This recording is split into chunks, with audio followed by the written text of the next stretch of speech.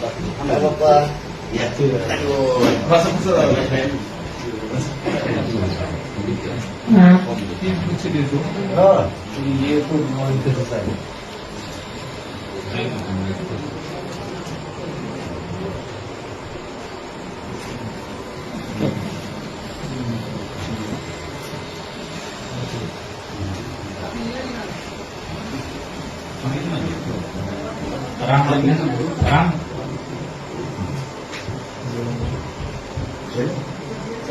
राम सकाळी फुल्यालो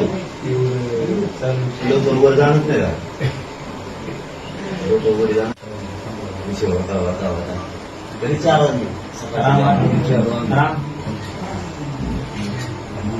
आता एकदा रात्रीचे 1:30 वाजले की जे नीती सुरू होते मित्रांनो, अपेक्षा आहे की तुम्ही हा व्हिडिओ अत्यंत काळजीपूर्वक बघितला असेल। या व्हिडिओतील दोन्ही व्यक्तींना तुम्ही ओळखलंही असेल। एक आहेत मराठ्यांचे स्वयंघोषित नवे मालक मनोज जरांगे आणि दुसरे आहेत बीडचे नवनिर्वाचित खासदार बजरंग बाप्पा सोनवणे। बजरंग बाप्पा सोनवणे यांनी जातीचं कार्ड खेळत मनोज जरांगे यांची साथ घेत पंकजा मुंडे यांचा पराभव केला। मात्र निवडून आल्यानंतर एकदाही बजरंग बाप्पा सोनवणे मनोज जरांगे यांना भेटायला आले नाहीत। मात्र आता कदाचित काकांच्या इशाऱ्यावरून बजरंग बाप्पा सोनवणे यांनी मनोज जरांगे यांची भेट घेतलेली आहे। त्याचं कारण असं आहे की मनोज जरांगे हे काकांचं काम अगदी इमाने इतबारे करत आहेत असा उघड आरोप त्यांच्यावर आता चौफेर होत आहे, सगळीकडून होत आहे। तेव्हा मनोज जरांगे आणि बजरंग बाप्पा सोनवणे यांची ही गुप्त बैठक बरं का, गुप्त बैठकच। त्याचं कारण असं आहे, मनोज जरांगे इतर लोकांना उघड भेटायला बोलवतात, 4 चौघात भेटायला बोलवतात। मात्र इम्तियाज जलील असो, मुस्लिमांचे धर्मगुरू असो,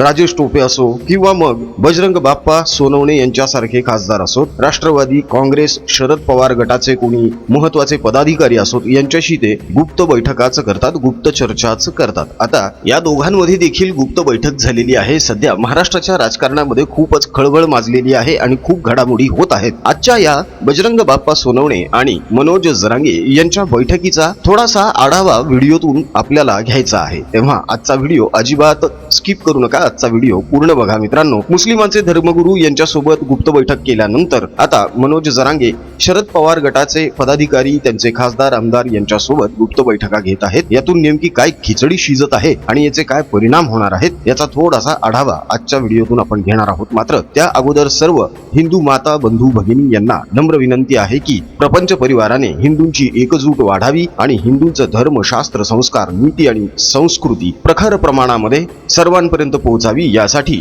हिंदू प्रपंच हे नवकोर YouTube चॅनल सुरू केलेलं आहे, ज्याची लिंक या व्हिडिओच्या डिस्क्रिप्शन बॉक्स मध्ये दिलेली आहे। लवकरच प्रपंच परिवारातर्फे तमाम हिंदू माता बंधू भगिनींसाठी आम्ही कट्टर हिंदू माता बंधू भगिनी असं म्हणतोय, नीट लक्षात घ्या, सेक्युलर्स साठी नाही, तर या हिंदू माता बंधू भगिनींसाठी रोजगाराच्या नव्या संकल्पना आणि योजना आपण राबवणार आहोत। त्यामध्ये मोठ्या प्रमाणावर सहभागी व्हा आणि स्वतःचा आर्थिक विकास करून घ्या मित्रांनो। आणि म्हणूनच महाप्रपंच आणि हिंदू प्रपंच या दोन्ही YouTube चॅनलला भरपूर सबस्क्राईब करा। आता बघूयात की मनोज जरांगे आणि बजरंग बाप्पा सोनवणे यांची ही भेट नेमकी काय आहे, यातून काय साध्य होतंय, काय होणार आहे आणि भविष्यामधलं राजकारण आता 2024च्या निवडणुकीच्या पार्श्वभूमीवर कसं असणार आहे। सगळ्यात पहिले एक गोष्ट आपण लक्षात घेऊया की बजरंग बाप्पा सोनवणे हे खासदार आहेत, मात्र त्यांचा भिकारचोटपणा या बैठकीमधून, या भेटीमधून दिसून आलेला आहे। बजरंग बाप्पा सोनवणे जेव्हा मनोज जरांगे यांना भेटायला आले तेव्हा ते रिकाम्या हाताने आले आणि मनोज जरांगे ज्या खुर्चीत बसलेले होते त्या खुर्चीच्या बाजूलाच एक बुके ठेवलेला होता। तोच बुके उचलून बजरंग बाप्पा सोनवणे यांनी मनोज जरांगे यांना देऊन स्वतःचं कफल्लक असलेलं अस्तित्व दाखवून दिलेलं आहे। हे इतके दरिद्री आहेत की यांना एक नवा बुके सुद्धा विकत आणता आलेला नाहीये। एकीकडे शरद पवारची माणसं मनोज जरांगे यांच्यासाठी JCBने फुले उधळतात, मात्र तिथेच पवारांचे खासदार भिकाऱ्यासारखे रिकाम्या हाताने मनोज जरांगेंकडे जातात आणि त्यांच्याकडेच असलेला बुके त्यांनाच देतात। ही पवार नीती आहे जी बजरंग बाप्पा सोनवणे नेटाने चालवत आहेत, मात्र मनोज जरांगे यांना ते देखील गोड वाटत आहे। त्याचं कारण असं आहे, माणूस पवारांचा आहे ना हो, मग त्याने काहीही केलं तरीही चालतं। दुसरी सगळ्यात महत्वाची गोष्ट, मनोज जरांगे आणि बजरंग बाप्पा सोनवणे जेव्हा आजूबाजूला बसलेले आहेत तेव्हा त्या दोघांच्या पायांकडे बघा. मनोज जरांगे यांच्या पायामध्ये सॉक्स आहेत, बूट नाहीयेत. मात्र या अगोदर आम्ही एक व्हिडिओ प्रसारित केलेला होता जेव्हा मनोज जरांगे एका जणाच्या घरात गेलेले होते, जिथे छत्रपती शिवरायांची प्रतिमा आणि पुतळा ठेवलेला होता. त्याच्या अगदी बाजूलाच खुर्ची टाकून मनोज जरांगे अशाच पद्धतीने उजवा पाय डाव्या पायावर टाकून बसलेले होते आणि आपल्या पायातल्या 30,000चा जोडा हलवत बसलेले होते. चेहऱ्यावर प्रचंड मगरुरी होती. मात्र आता बजरंग बाप्पा सोनवणे येणार आहेत म्हटल्यानंतर मनोज जरांगे यांनी आपले खेटर काढले. छत्रपती शिवाजी महाराज यांच्या प्रतिमेच्या बाजूला बसत असताना यांना खेटर काढावे वाटले नाहीत. मात्र पवारांचा माणूस आला की यांना खेटर काढावे वाटले. बघा बघा किती श्रद्धा आहे.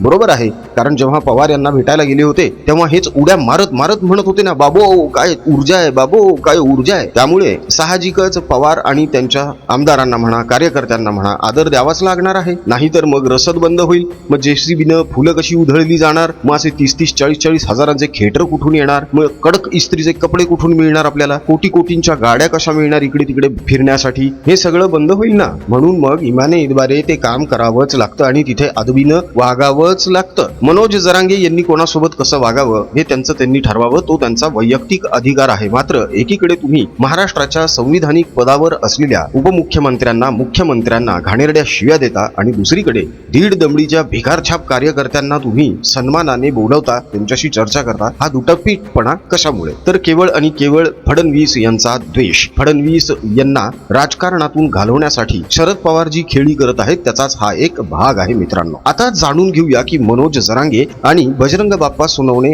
यांच्यातल्या बैठकीमध्ये नेमकी काय खिचडी शिजतीये. तर खिचडी अशी शिजत आहे, शरद पवार यांचे जिथे उमेदवार दिलेले आहेत आणि जे निवडून येण्याची शक्यता आहे तिथे मनोज जरांगे आपले उमेदवार देणार नाहीयेत. हे त्यांनी अगोदरच क्लिअर केलेलं आहे की कुठे उमेदवार द्यायचे आणि कुठे नाही हे मी वेळ आल्यावर सांगेन. म्हणजेच काय, आधी मनोज जरांगे सगळा आढावा घेतील, जिथून शरद पवार यांचे उमेदवार जास्तीत जास्त प्रमाणामध्ये निवडून येण्याची शक्यता आहे तिथे जरांगे आपले उमेदवार देणार नाहीत आणि मराठा मतांचं विभाजन होऊ देणार नाही. मात्र जिथे कुठे शरद पवार यांचे उमेदवार निवडून येण्याची शक्यता नाहीये तिथे मनोज जरांगे आपले उमेदवार निश्चितच देणार, मराठ्यांच्या मतांचं विभाजन करणार आणि महायुतीचे उमेदवार पाडण्यासाठी पूर्ण प्रयत्न करणार. आता यामध्ये आणखी एक गंमत आहे मित्रांनो. मनोज जरांगे यांनी इच्छुकांनी अर्ज पाठवावेत असं सांगितलं होतं. तेव्हा मनोज जरांगे यांच्याकडे पूर्ण महाराष्ट्रातून विधानसभा निवडणुकीच्या उमेदवारीसाठी जवळपास 1,500 अर्ज आले. त्या 1,500 अर्जांपैकी 1000 अर्जांची छाननी झाली आहे. त्यापैकी काही जणांची छाननी आता उद्या आणि परवा सुद्धा होणार आहे आणि मग मनोज जरांगे विधानसभा निवडणुकीच्या उमेदवारांची नावं जाहीर करणार आहेत. कदाचित असंही होण्याची शक्यता आहे की ज्यांची नावं जाहीर होणार नाहीत ते मनोज जरांगे यांना न जुमानता न झुगारता स्वतः देखील अपक्ष उभे राहतील आणि असं जर झालं तर मग मतांचं विभाजन आणखी मोठ्या प्रमाणावर होणार आहे. आता यामध्ये आणखी एक गोष्ट अशी आहे की आमदार कसा निवडला जातो हे मनोज जरांगे यांना तरी कळतं का? त्याचं कारण असं आहे की नेता बनण्यासाठी फक्त पैसा असून चालत नाही, फक्त भाषणबाजी करून चालत नाही, त्यासाठी तळागाळातल्या लोकांसोबत काम सुद्धा करावं लागतं. लोक आपल्या आयुष्याची अनेक महत्वाची वर्ष जनसेवेमध्ये, समाज कल्याणामध्ये खर्ची घालतात आणि तेव्हा कुठे त्यांना राजकीय लाभ मिळायला सुरुवात होते. असे अनेक जण आहेत ज्यांनी 20-20, 25-25 वर्ष लोकांची सेवा केलेली आहे, लोकांची कामं केलेली आहेत आणि मग कुठे त्यांना नगरसेवक किंवा आमदार बनता आलेला आहे. मनोज जरांगे कुठल्याही एखाद्या माणसाला उभं करतील आणि म्हणतील की आजपासून हा तुमचा आमदार, तर असं होणं शक्य नाहीये. कारण त्या मतदारसंघामध्ये त्यानं लोकांसोबत लोकांसाठी किती काम केलेलं आहे हे सुद्धा मतदानाच्या वेळेस लोक बघणारच आहेत ना हो. त्यामुळे केवळ मनोज जरांगे म्हणतायत म्हणून तो माणूस निवडून येईल ही शक्यता अत्यंत धूसर आहे, खूप कमी आहे मित्रांनो. लक्षात घ्या, मनोज जरांगे जो कोणी उमेदवार देणार तो मराठा समाजाचाच देणार. म्हणजेच काय, मराठा समाजाचं मतविभाजन यांना करायचं आहे म्हणून देणार. मात्र दलित आणि ओबीसींचा जो मतदार आहे त्याने का म्हणून मनोज जरांगेंच्या उमेदवाराला मतदान करायचं? त्याचं कारण असं आहे, त्या उमेदवाराने आजपर्यंत कुठलंही सामाजिक आंदोलन केलेलं नसणार, त्यानं कुठलंही सामाजिक काम केलेलं नसणार, त्यानं कुठल्याही समाजासाठी काही भरीव ठोस कामगिरी केलेली नसणार, त्याच्या शिक्षणाची पात्रता काय आहे माहीत नसणार. अशा सगळ्या परिस्थितीमध्ये त्याला का निवडून द्यायचं हा प्रश्न लोकांसमोर आहेच ना. त्याच्यामुळे मनोज जरांगे जी खेळी करत आहेत त्या खेळीमध्ये ते स्वतःच फसण्याची जास्तीत जास्त शक्यता आहे. तरी सुद्धा आपण जर असं गृहीत धरलं की मनोज जरांगे यांचे 15 ते 20 उमेदवार निवडून येतील, तर बघूया पुढचं गणित काय असू शकतं. काँग्रेस 105 ते 108 जागांवर निवडणूक लढवत आहे. गृहीत धरूया की त्यांचे चला अर्ध्याला अर्धे निवडून येतील, म्हणजे 50 उमेदवार काँग्रेसचे निवडून आले. शरद पवार यांचे 35 उमेदवार निवडून आले, कारण ते 85 जागा लढत आहेत. त्यांचा स्ट्राईक रेट लोकसभेला जरी चांगला असला तरी तो विधानसभेला राहीलच असं नाहीये. त्यामुळे आपण त्यांचे 40 गृहीत धरूया. चला,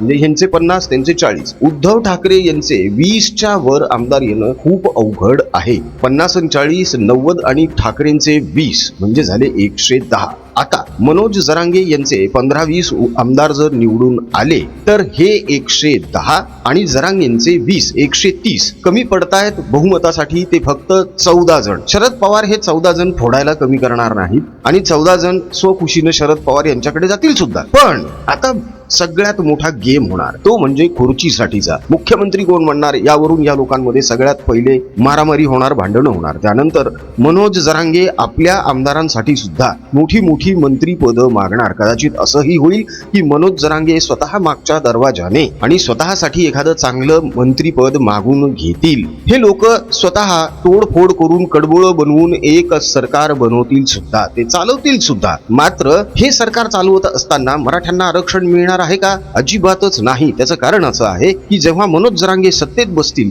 किंवा ते मंत्रिपदावर असतील आणि मराठा समाज जेव्हा म्हणेल की अहो आता तर तुम्ही सत्तेत आलेला आहात, तेव्हा तुम्ही आता आरक्षण दिलंच पाहिजे, तेव्हा मनोज जरांगे, शरद पवार, उद्धव ठाकरे आणि काँग्रेस आरक्षणाचं खापर केंद्र सरकारवर फोडतील आणि मोकळे होतील. म्हणतील की आम्ही तर द्यायला तयारच आहोत हो, पण ते द्यायला तयार नाहीयेत. आता पुढच्या लोकसभेमध्ये ह्यांना पाडा, आम्हाला निवडून आणा, मग बघा आम्ही तुम्हाला आरक्षण देतो म्हणजे देतो. मित्रांनो, लक्षात घ्या, यांची हीच खेळी आहे.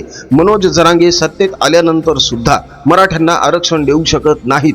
ही सूर्यप्रकाशा इतकी स्पष्ट गोष्ट आहे, कारण संविधानात्मक बदल हे सर्वानुमते करावे लागतात. त्यासाठी अमेंडमेंट्स आहेत. अमेंडमेंट्स करण्यासाठी एक कायदेशीर प्रक्रिया आहे, परंतु ती अत्यंत क्लिष्ट आणि किचकट आहे. या अगोदर सुद्धा शरद पवार यांनी मराठा आरक्षणाचा प्रश्न केंद्राने सोडवावा असा न मागितलेला सल्ला दिलेला आहे. संजय राऊत आणि उद्धव ठाकरे यांनी देखील केंद्राकडे बोट दाखवलेलं आहे. उद्या समजा जर मनोज जरांगे, शरद पवार, उद्धव ठाकरे आणि काँग्रेसने सरकार बनवलं तरी सुद्धा हे मराठ्यांना अजिबातच आरक्षण देणार नाहीत. हे सरळ केंद्राकडे बोट दाखवणार. हे लाडकी बहीण योजना सुद्धा बंद करणार, म्हणणार की बघा केंद्र सरकार आम्हाला निधीच देत नाहीये. शेतकरी सन्मान योजना हे बंद करणार, म्हणणार केंद्र सरकार आम्हाला पैसेच देत नाहीये. हे सगळ्या विकास कामांना आणि योजनांना अटकाव करणार, बंद पाडणार, ते सुद्धा केंद्राच्या नावावर खापर फोडून आणि हे महाराष्ट्र भिकेला लावणार, लुटायला सुरुवात करणार. 200-500 कोटींची 1000 कोटींची महिन्याला वसुली करणार. महाराष्ट्रातल्या उद्योजकांच्या, व्यावसायिकांच्या गाड्यांमध्ये जिलेटिन ठेवणार. असले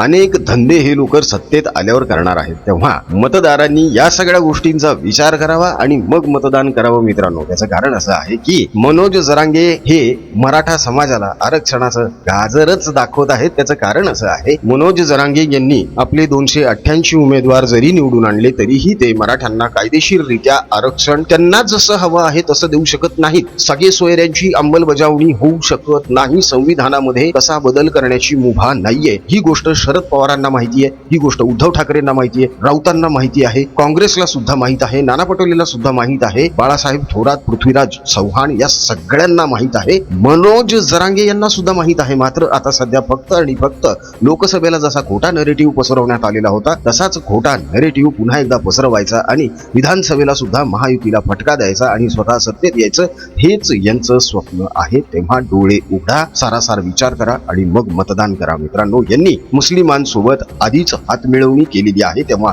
हिंदूंनी एकत्र आलं पाहिजे, हिंदूंनी हिंदू म्हणून मतदान केलं पाहिजे. ही काळाची गरज झालेली आहे आणि म्हणूनच आम्ही महाराष्ट्रातील तमाम हिंदू माता बंधू भगिनींना नम्र विनंती करत आहोत की हिंदू म्हणून मतदान करा. सारासार बुद्धीने, सारासार विवेकाने, सारासार विचार करून मतदान करा. आपलं आणि आपल्या मुलांचं भविष्य अंधारामध्ये स्वतःच्याच हाताने ढकलू नका. मित्रांनो, तुम्ही सुज्ञ आहात, तुम्हाला कळतं काय करायचं काय नाही. व्हिडिओ जर आवडला आवडला असेल तर हा व्हिडिओ जास्तीत जास्त प्रमाणामध्ये महाराष्ट्रातल्या तमाम हिंदू माता बंधू भगिनींपर्यंत पोहोचवा मित्रांनो. ही खूप अत्यंत गरजेची गोष्ट आहे. आरक्षणाच्या आडून चाललेलं पवारांचं आणि जरांगेंचं राजकारण, ठाकरेंची खेळी लोकांच्या लक्षात आलीच पाहिजे मित्रांनो. त्यासाठी हा व्हिडिओ जास्तीत जास्त शेअर करा. प्रपंच परिवाराने खास हिंदूंसाठी, जे सेक्युलर्स नाहीत बरं का, तर कट्टर हिंदू माता बंधू भगिनींसाठी हिंदू प्रपंच हे नवकोर युट्यूब चॅनल चालू केलेलं आहे, ज्याची लिंक या व्हिडिओच्या डिस्क्रिप्शन बॉक्स मध्ये दिलेली आहे. लिंकला क्लिक करा, चॅनलला नक्की सबस्क्राईब करा. खास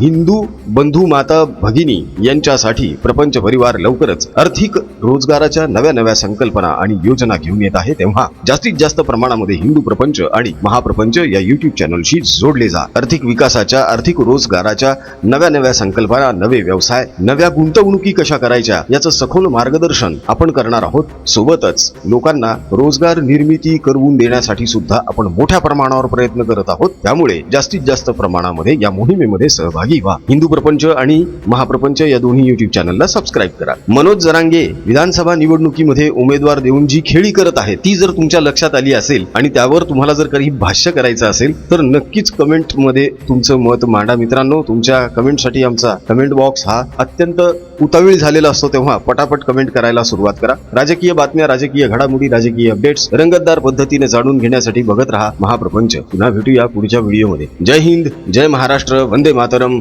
जय शिवराय, जय शंभूराजे, जय भवानी, जय जगदंब, भारत माता की जय, जय श्रीराम.